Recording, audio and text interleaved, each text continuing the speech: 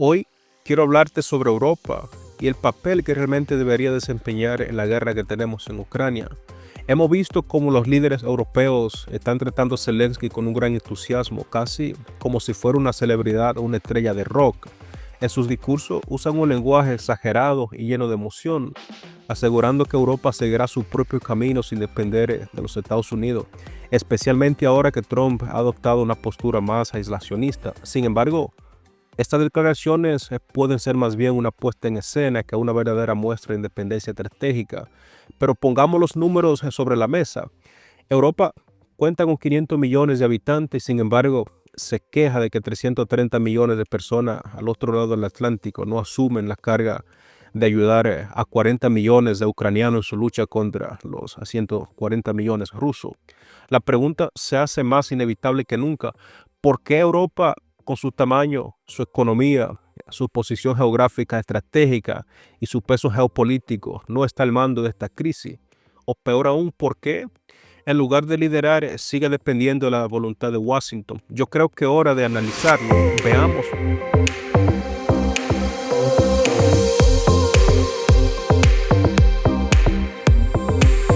Saludos, esto no es solo política, es geopolítica. Soy Moisés Hernández y en este canal desentrañamos el verdadero juego de poderes que mueve el mundo. Bienvenidos a Geopolítica con Moisés Hernández.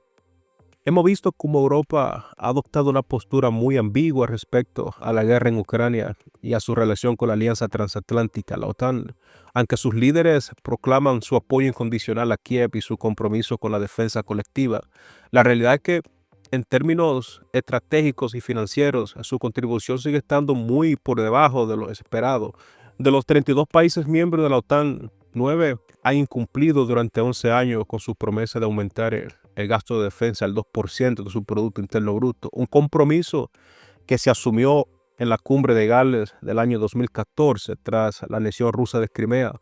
No voy a indagar sobre los motivos que llevaron a los rusos hasta allí, pues ese tema ya lo he explicado en detalles en mucho de mi programa. Lo que quiero enfatizar, sin embargo, es esta negativa que ha mostrado el continente europeo a cumplir con sus acuerdos. Ante esta situación surge una pregunta legítima, considero yo. ¿Qué debería estar haciendo Europa ahora mismo para hacerle frente a este conflicto? La pregunta es bastante lógica, considero yo. Ahora bien, ¿qué está la respuesta? Porque yo considero que en lugar de limitarse a criticar las decisiones de los Estados Unidos, los líderes europeos deberían estar negociando directamente con la administración de Trump, ya que se han negado a hablar de cualquier forma con los rusos y por lo menos explicarle al pueblo estadounidense por qué después de más de décadas muchos países europeos aún no cumplen con sus responsabilidades militares dentro de la OTAN. Ese es un tema que los europeos, considero yo, deberían explicarle a los Estados Unidos, pero este no es el único punto de fricción que tenemos en la Alianza Transatlántica. Europa mantiene un superávit comercial de más de 200 mil millones de dólares anuales con los Estados Unidos, una cifra que resulta difícil de justificar en el contexto actual donde tenemos las tarifas comerciales, las cuales obviamente no son recíprocas. Yo creo que los europeos han rechazado cualquier posibilidad de entrar en una guerra comercial con los Estados Unidos, acusando incluso al presidente Trump de ser un proteccionista, pero no han ofrecido una explicación convincente sobre por qué este desbalance económico es sostenible o justo.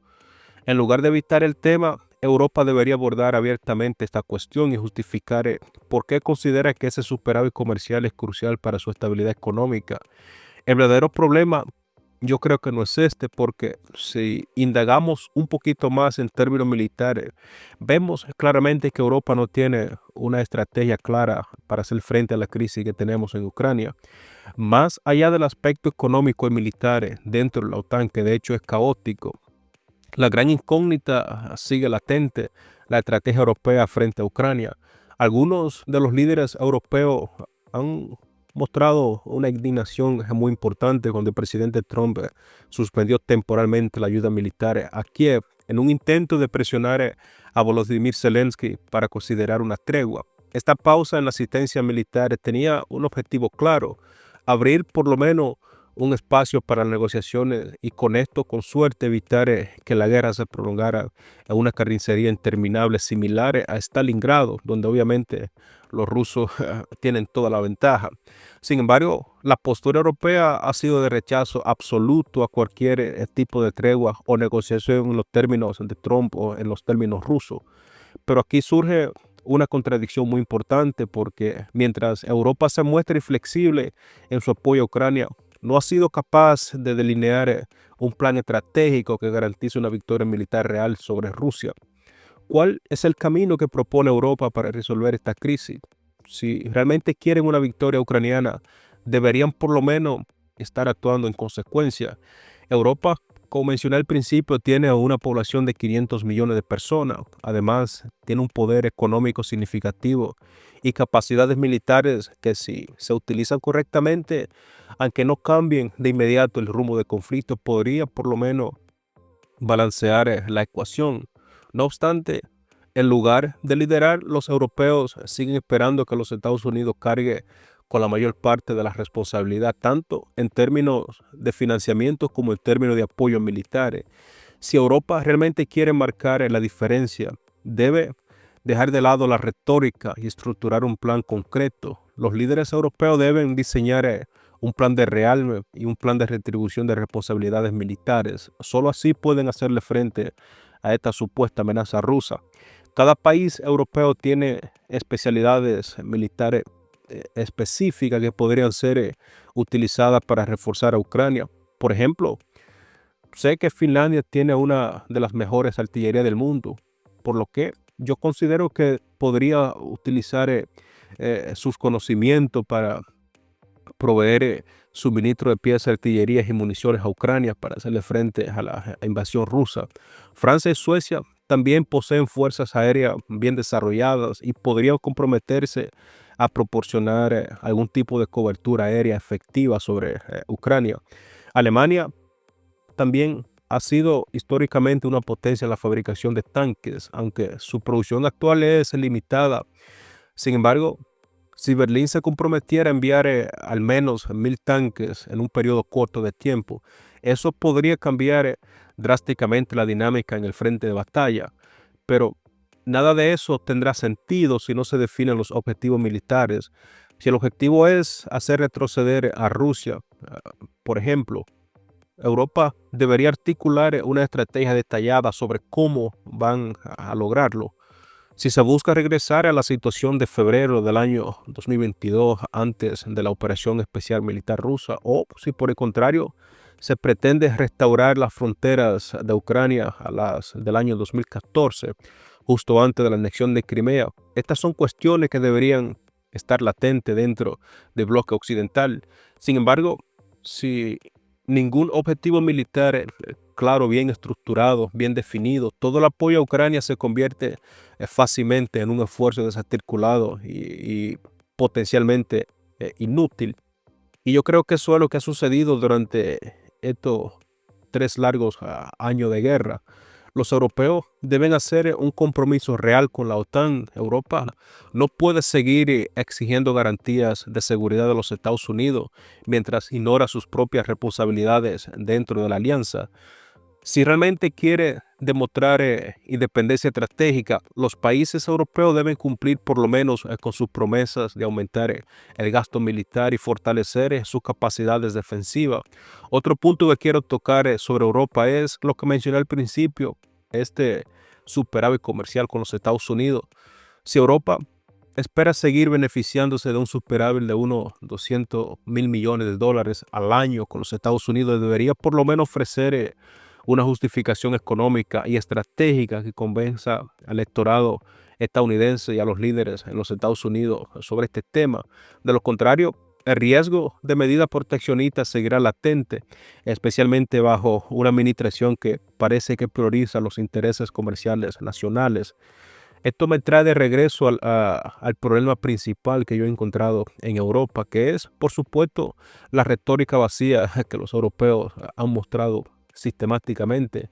Hasta ahora, En lugar de actuar con pragmatismo y determinación, la respuesta europea ha sido una combinación de declaraciones grandilocuentes y una dependencia constante de los Estados Unidos.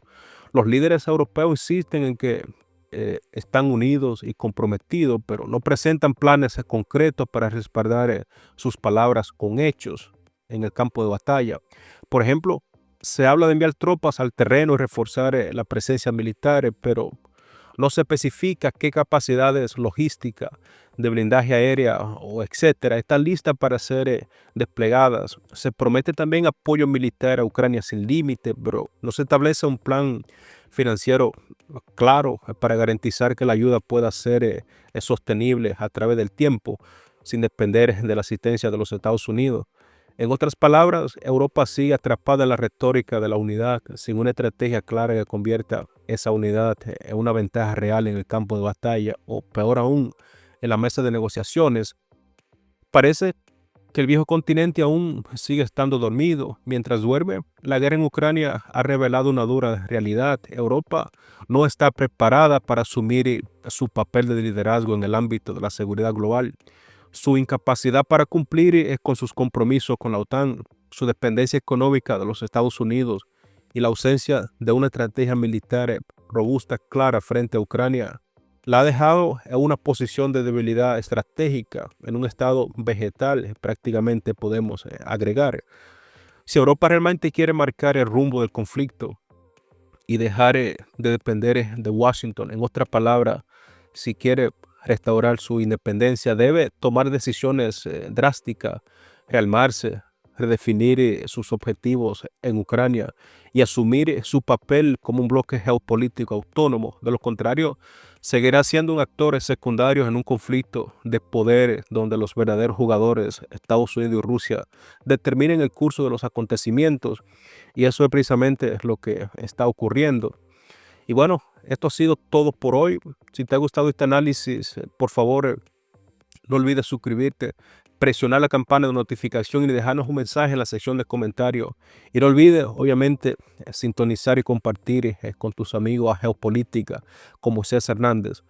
Hasta entonces, espero verte en el próximo programa donde seguimos analizando temas tan importantes como este. Hasta la próxima.